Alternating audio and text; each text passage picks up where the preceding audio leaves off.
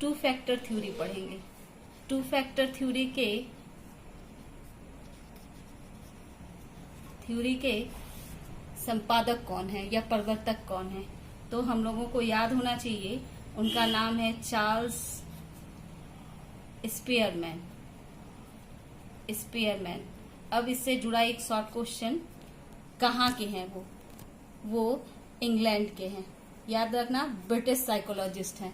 इन्होंने हमारी बुद्धि को 2 योग्यताओं का समूह बताया। कितनी योग्यताओं का? 2 योग्यताओं का समूह बताया है। ये योग्यता याद रखिएगा, ये योग्यता ही वो 2 योग्यता बताते हैं जिससे हमारी बुद्धि बनती है।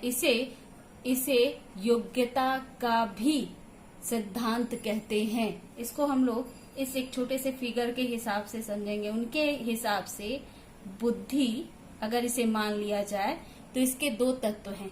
एक ये सेंटर, ये पूरा एरिया है, और दूसरा इससे संबंधित छोटे छोटे और एरियाज आते हैं। इन्होंने 2 बुद्धि के रूप बताए, एक को कहा जी फैक्टर और एक को कहा एस फैक्टर। ये हमेशा याद रखिएगा, इनकी बुद्धि के 2 रूप है, 2 योग्यता है। कौन कौन सा? एक है जी और एक है एस फैक्टर। एक मैंने छोड़ रखा है, उसको मैं आपको बाद में बताती हूँ। जी और एस फैक्टर, इनके हिसाब से बुद्धि 2 है। अब इनकी अलग अलग विशेषताओं को हम लोग सामने देखेंगे।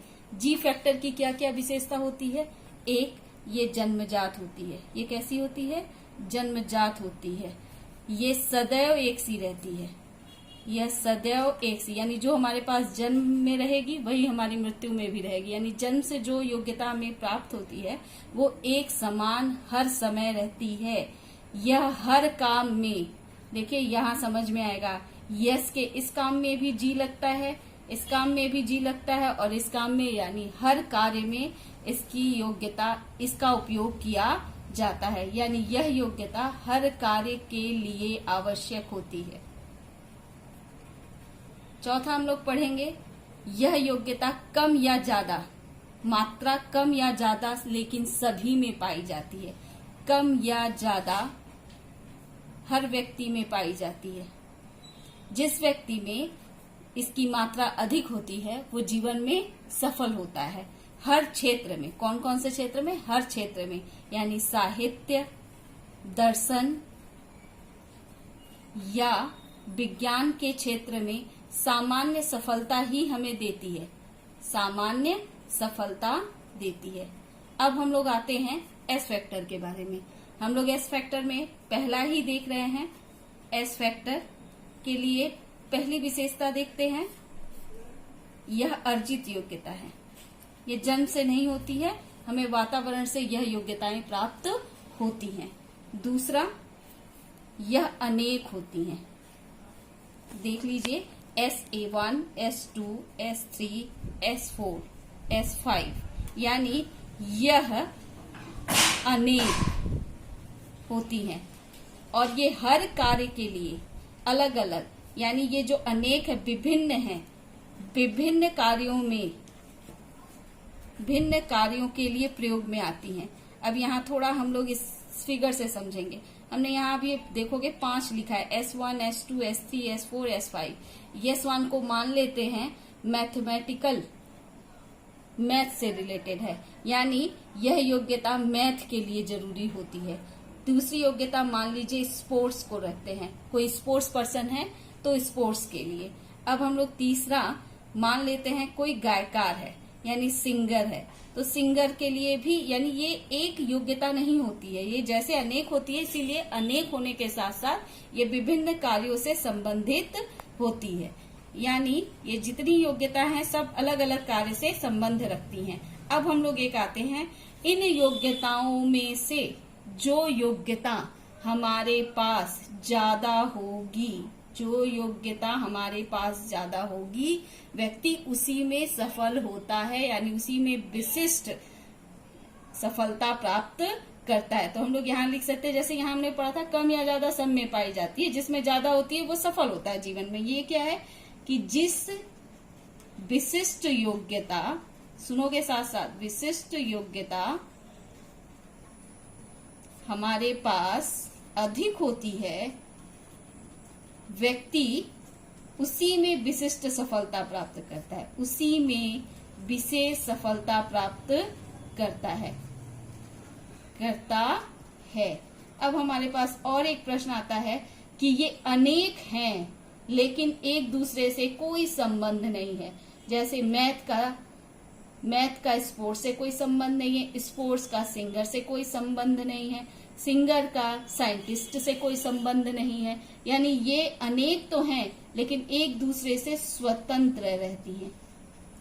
ये एक दूसरे से क्या रह रही हैं? स्वतंत्र रह रही हैं। सबसे लास्ट हम लोग आते हैं, जैसे इसमें देखो साहित्य, दर्शन, विज्ञान में सामान्य सफलता देती है, ये इसमें साहित्य, दर्शन और विज्ञान में विशेष सफलता प्रदान करती है।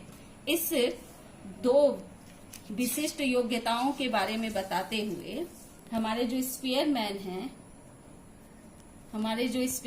हैं वो में आजकल विशेष तरह से एक प्रश्न पूछा जाता है कि टेट्राड इक्वेशन क्या है। टेट्राड में हम लोग इसको 3 से जोड़ते हैं, लेकिन याद रखिएगा लैटिन शब्द है और इसका अर्थ होता है चतुष्टय यानी चौथा। इसका 4 से रिलेशन है। अब हम लोग आते हैं टेट्राड इक्वेशन है क्या। टेट्राड इक्वेशन याद रखिएगा कि हमारे चार्ल्स स्पेयरमैन ने 1940 में, कितने में? 1940 में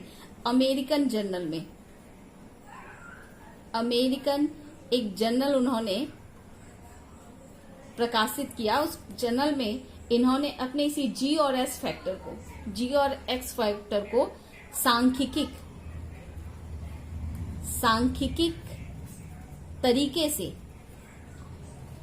तरीके से सत्यापित करने के लिए एक गणितीय समीकरण तैयार किया। उसे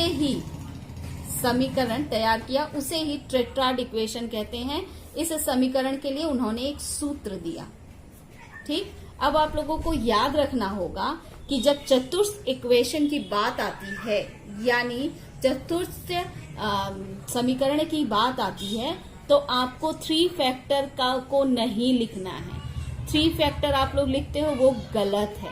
इसमें एक फॉर्मूला आता है और वो फॉर्मूला हम लोग लिखेंगे RAB into RCD minus RAD into RBC is equal to 0। ये फॉर्मूला है। ये भी हम लोगों को इसलिए नहीं समझ में आती है कि हमारे सिलेबस में इसके बारे में कुछ नहीं दिया है, लेकिन प्रश्न बार बार पूछा जाता है। इसमें याद रखिएगा उन्होंने जो समीकरण बनाया था वो इस तरह का था, ABCD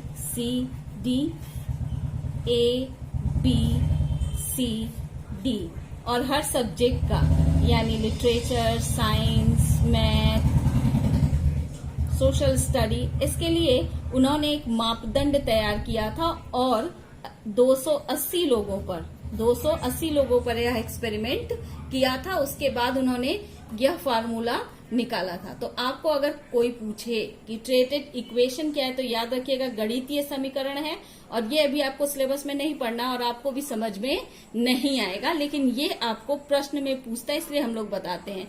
अब ये आता है कि आर क्या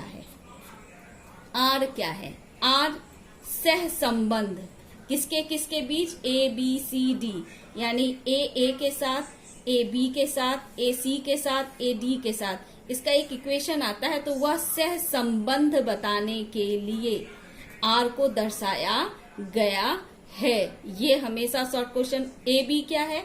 A और D ये हम लोगों का सामान्य और विशिष्ट योग्यता के अंश हैं। ये हमेशा याद रखिएगा आप लोगों में। अब आप लोग यहां से अगर समझिए तो यहां हम लोगों ने लिखा है, चलो मैथ वाला ही पकड़ते हैं। तो यहां देखिए G, ठीक, G यहां लगा और यहां पे वो G क्या हो गया? GM हो गया। तो G का GM के साथ क्या रिलेशन है? वही AD के द्वारा, AB के द्वारा, CD के द्वारा दर्शाया गया है। कंफ्यूज मत होइएगा आप लोग। सोच समझ के उत्तर दीजिएगा।